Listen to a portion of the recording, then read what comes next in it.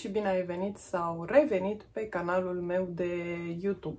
Părul, bineînțeles că nu-mi stă, machiajul nu-mi place cum a ieșit, dar nu, astea chiar nu contează, pentru că astăzi am un clip special, un clip special pentru mine, pentru că în sfârșit am făcut o comandă acolo unde îmi doream de foarte mult timp să fac. Și am acest pachetel venit tocmai din America, nu știu cum să-l arăt ca să nu arăt adresa, el sărăcuțul e murdărit și turtit și toate cele, dar e de înțeles pentru că a trecut prin foarte multe firme de curierat. De unde e pachetelul? Bath & Body Works. Da, îmi doream de foarte mult timp să fac o comandă la ei. Ei au avut reducerile de vară. Eu am făcut o greșeală acolo, dar a fost strict greșeala mea. Și am făcut această comandă printr-o companie. O companie care îți oferă un locker.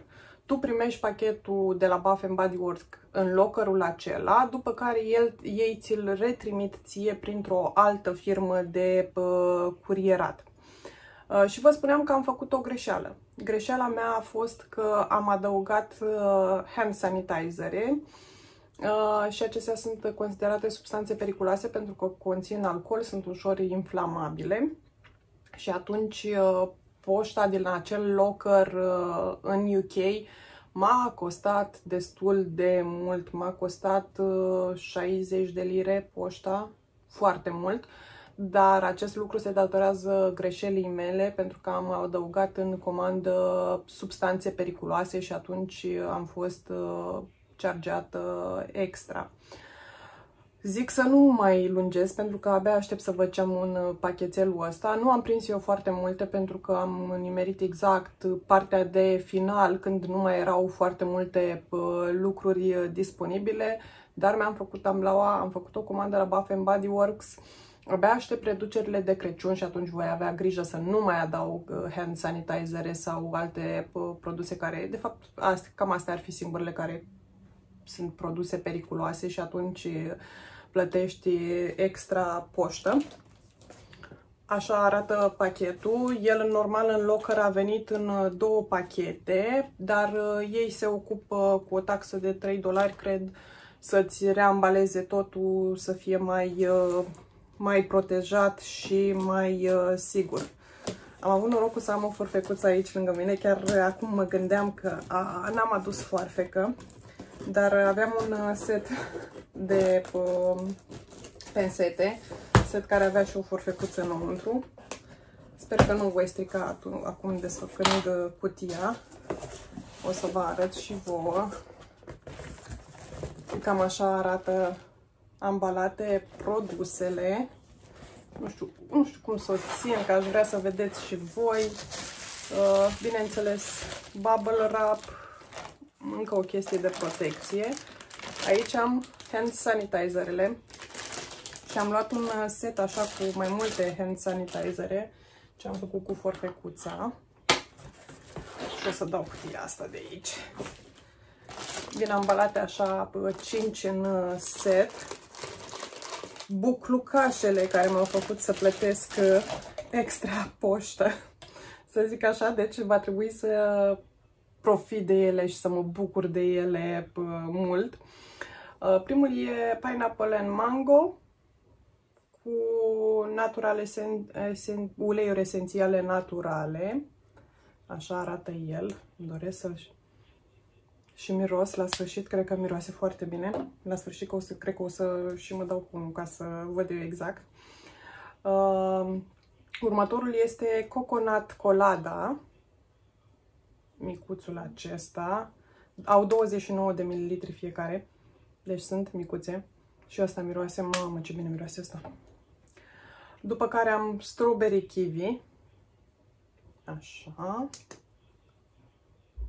Și asta, mamă, toate miros bine. Salted Cucumber cu castravete. Nu prea miroase castravete, cred că miroase mai mult a un kiwi ceva. Și Fresh Lemonade. Așa. Și acum să folosesc unul dintre ele. Ce să folosesc? Coconut Colada, că și așa în ultimul timp o nebunie cu cocosul. Intră foarte repede în piele, extrem de repede. Deci am făcut de 2 ori așa, a intrat în piele și miroase, mamă, miroase divin. Divin, vă spun, miros absolut divin. Și următoarele produse din cutie, cred că vă puteți da seama, sunt 3 lumânări. Doar 3, pentru că doar atât am mai găsit la reducere, că altfel aș fi luat eu multe. Și eu le-am prins, reducerile erau de până la 75%. Pe sanitizere am dat, cred că 3 dolari, 4 dolari, dar am nenorocit-o la transport. Iar la lumânări erau care costau chiar 6 dolari și ceva, pe acelea nu le-am mai prins, că vă spuneam că am intrat destul de târziu, dar le-am luat pe acestea cu 12. Și prima este Mother Day, cred, Watermelon Limonade, așa arată ea.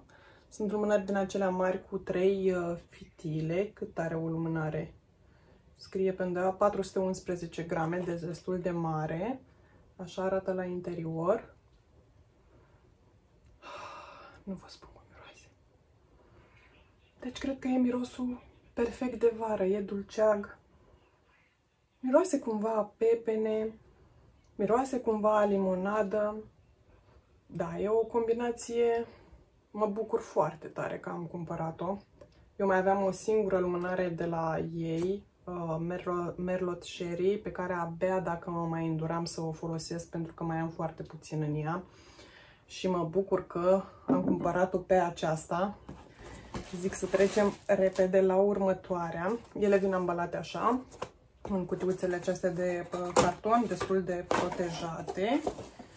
Și următoarea este Sunshine and Daffodil. Deci ar trebui să miroase a narcise și răsărit de soare, zic ei. Așa arată ea și la interior. Da, miroase un parfum pe care eu îl am. Nu prea îmi dau seama acum cu ce parfum, dar am sigur un parfum care miroase așa. Miroase demențial, ce să vă spun. Deci, dacă aveți ocazia să puneți mâna pe produsele de la cei de la Bath & Body Works, go for it, pentru că, da, merită. Și aceasta este de la White Barn. Din ce am văzut eu în review-uri, am văzut că cele de la White Barn ar fi cumva peste celelalte. Prețurile sunt cam aceleași.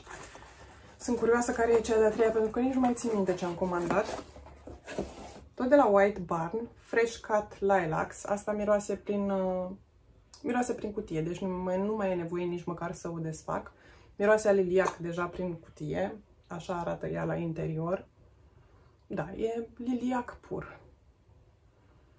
Doamne, cât de bine poate să miroase.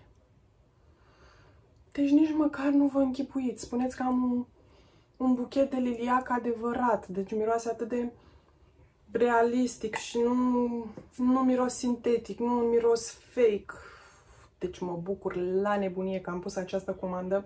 Abia aștept reducerile de iarnă. Abia aștept să mai pun o comandă la ei.